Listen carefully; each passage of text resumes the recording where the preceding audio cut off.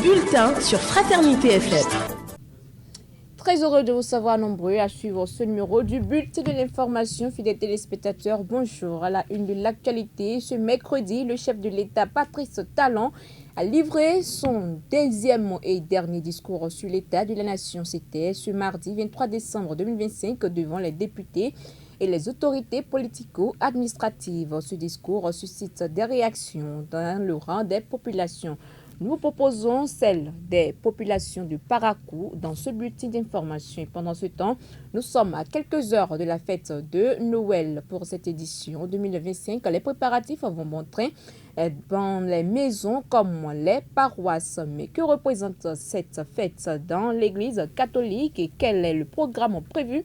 Question posée au père Amanobé, curé de la paroisse Saint-Joseph d'Alaga. Il sera dans ce bulletin d'information. À suivre d'autres nouvelles, les informations africaines et sportives. Bienvenue à chacun et à tous. Conformément à l'article 72 de la Constitution béninoise, le président de la République, Patrice Talon, a délivré ce mardi son 10e et dernier discours sur l'état de la nation face à la représentation nationale à Porto-Novo. Le chef de l'État a peint en rose sa gouvernance, arguant que le Bénin, grâce aux réformes courageuses, est définitivement engagé sur le chemin du développement. Mais au-delà de dresser un bilan positif, Patrice Talon n'a pu cacher ses émotions lors de cet ultime message au Parlement. Ce fut donc l'occasion pour lui de témoigner sa reconnaissance infinie aux élus parlementaires et à l'ensemble du peuple béninois. Et parlant justement du peuple béninois, le président Patrice Talon a adressé à ses compatriotes le message que voici. Pour ce qui restera, en ce qui concerne ma dernière apparition ici, à cette tribune, permettez-moi de vous exprimer, à vous parlementaires de la 9e législature, à vos prédécesseurs des 8e et 7e législatures, ma profonde gratitude pour votre disponibilité permanente, votre amabilité, votre bienveillance, votre collaboration républicaine, correctrice et combien efficace, qui m'ont permis d'accomplir, durant ces 2 mandats, selon mes compétences, la noble mission que m'a chargé le peuple béninois, dont m'a chargé, le peuple béninois, depuis donc bientôt 10 ans.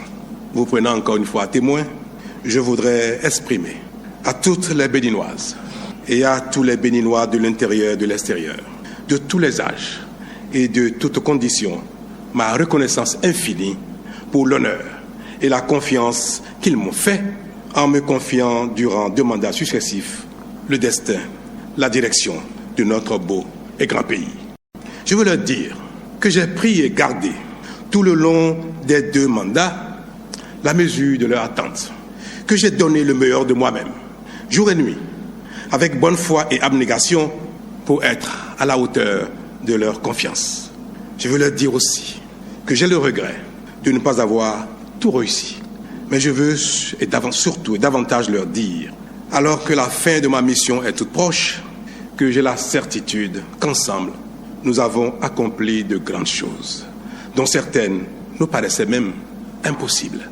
Je veux enfin leur dire que surtout, notre état d'esprit a considérablement changé, que désormais, plus rien ne nous est impossible, que le Bénin a véritablement et définitivement trouvé son chemin pour se développer enfin et offrir peu à peu à chacun le bien-être légitimement attendu et qui est de plus en plus espéré, mais qui est désormais à notre portée.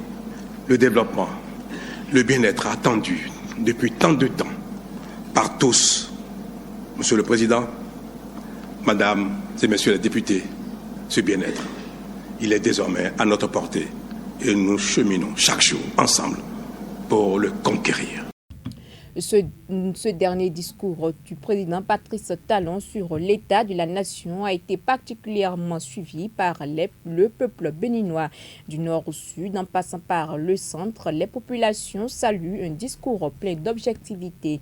Un discours dans lequel le chef de l'État a encore une fois épaté tout son monde. C'est le cas de quelques Paraquois à qui nous avons tendu notre micro ce matin. Moi, je suis satisfait de son discours. Tout ce qu'il a dit là, c'est ce qui s'est passé dans le pays et c'est ce qu'il a fait, qu'il a dit. Même s'il faut mentionner tout ce qu'il a fait là, il va faire de longs discours. Donc il a été bref dans son discours. Depuis les temps jadis jusqu'à présent, je n'ai pas encore vu un président comme lui qui a prononcé un discours de revoir à tout le monde comme ça et ça peut couler de l'âme. On n'a pas encore vu. À mon avis, il a souligné certaines grandes lignes dont nous avons sa gouvernance et les infrastructures. Il y a aussi le coup d'État avorté. Sa gouvernance m'a le plus marqué. Notre président, il s'est beaucoup enchaîné. Le chef d'État est un être humain et aucune œuvre humaine n'en est parfaite. Il a fait ce qu'il peut. À la conclusion de son discours, on a entendu qu'il a demandé à ce que son successeur puisse faire mieux. C'est ce que veut la population, que veut le peuple, le bien-être. Donc son discours, c'est un bon discours. On nous exhorte à ce que celui qui va venir, qu'on puisse aussi l'accompagner pour que notre pays puisse grandir. En plus bref, à présent, les choses ne s'arrangent pas pour l'honorable Soumaïla Suno-Boké.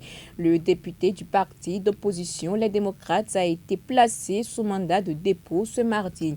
Il a été cloué à la prison civile de Missérété après sa présentation devant la Cour de répression des infractions économiques et du terrorisme CRIET. Selon son avocat, maître Aboubakar Baparapé, cité par Bip Radio, Soumaïla Suno-Boké est poursuivi pour incitation à la rébellion et harcèlement par voie électronique. Des accusations que le parlementaire rejette en bloc. Son conseil demande à ce que le dossier soit examiné avec un peu de bienveillance. À l'origine de cette affaire, un message publié le 7 décembre lors de la tentative de coup d'État manqué dans un groupe WhatsApp. Le député aurait écrit « C'est la fête », une phrase aujourd'hui interprétée comme un soutien implicite à l'action des putschistes.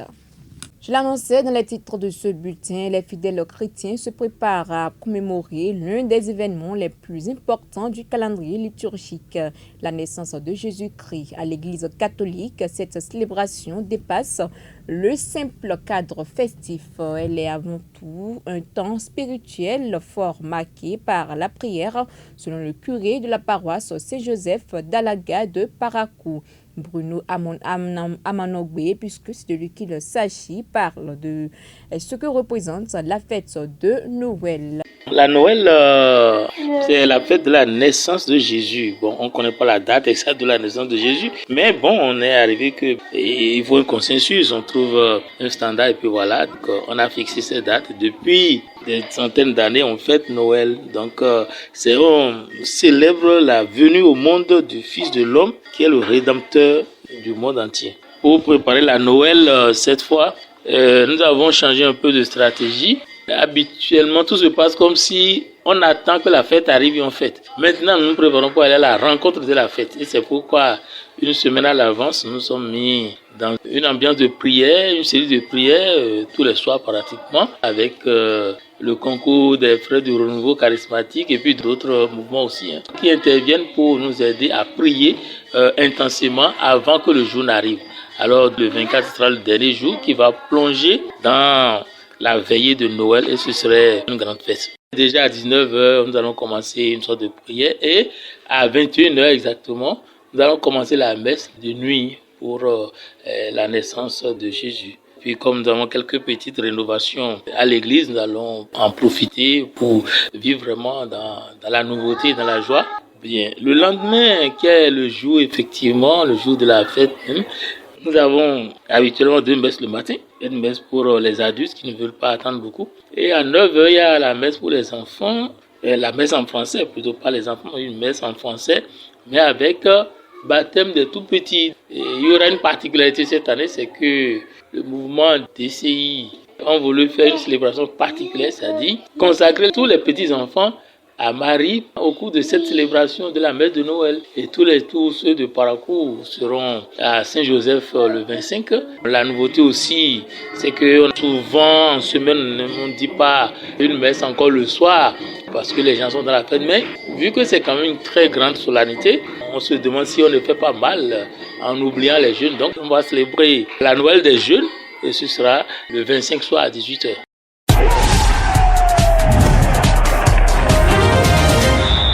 Vous l'avez compris, c'est l'heure de parler des nouvelles sportives avec notamment l'écho de la CAN Maroc 2025. Epifan Chabi, bonjour. Bonjour Massourat.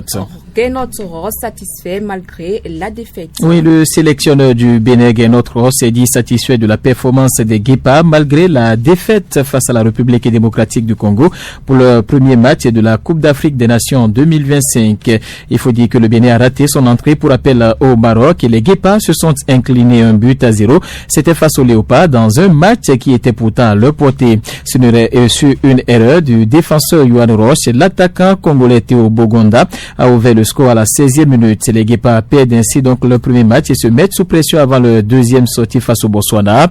Et en conférence de presse d'après-match, Gaynot Ross est dit satisfait de la performance de ses joueurs malgré la défaite. Le résultat du match est une grosse déception parce que je pense qu'on aurait mérité un match nul minimum. C'est un bon match de football qui ne méritait pas donc un perdant. On a perdu ce match sur une erreur individuelle. Une erreur de communication, a d'abord reconnu le technicien français. Et en ce qui concerne le déroulement de cette partie, je suis satisfait de la performance de mon équipe parce qu'elle a participé, elle a pratiqué, j'allais dire, un bon football. Elle a même eu plus de possession de balle contre une si bonne équipe du Congo. Elle a même failli égaliser, a poursuivi le technicien béninois. Pour l'entraîneur, l'affaire du VAR non fonctionnel a aussi pesé sur le Bénin au cours de cette rencontre. Et toujours parlant de la CAN Maroc 2025, le Nigeria, le Sénégal et la Tunisie gagnent. Oui, sur le Sénégal qui est bien logé donc dans la poule D, appartenant au Béninois, a perdu ou a gagné, j'allais dire donc face au Botswana, 3-0 avec un doublé de Nicolas Jackson. Un peu plus tard dans l'après-midi, c'est le Nigeria qui a battu la Tanzanie 2-1 et la Tunisie qui a fait d'une bouchée l'équipe de l'Ouganda sur la plus petite, sur la marque de 3-1. Une bénédiction tout simplement brisée par les Tunisiens qui depuis 2012 n'ont plus remporté donc le match d'ouverture. On suivra aujourd'hui tout à l'heure, même dans moins de 10 minutes, pratiquement dans 9 minutes donc, Burkina Faso, Guinée équatoriale, Algérie, Soudan à partir de 16h à 18h30. Ce sont les Ivoiriens et les Mozambicains qui entrent en scène pendant que le Cameroun et le Gabon s'affrontent à partir de 21h. Merci à vous, Epifan Chabi. Ainsi s'achève ce numéro du bulletin de l'information. Fidèles téléspectateurs, merci de l'avoir suivi et à très bientôt.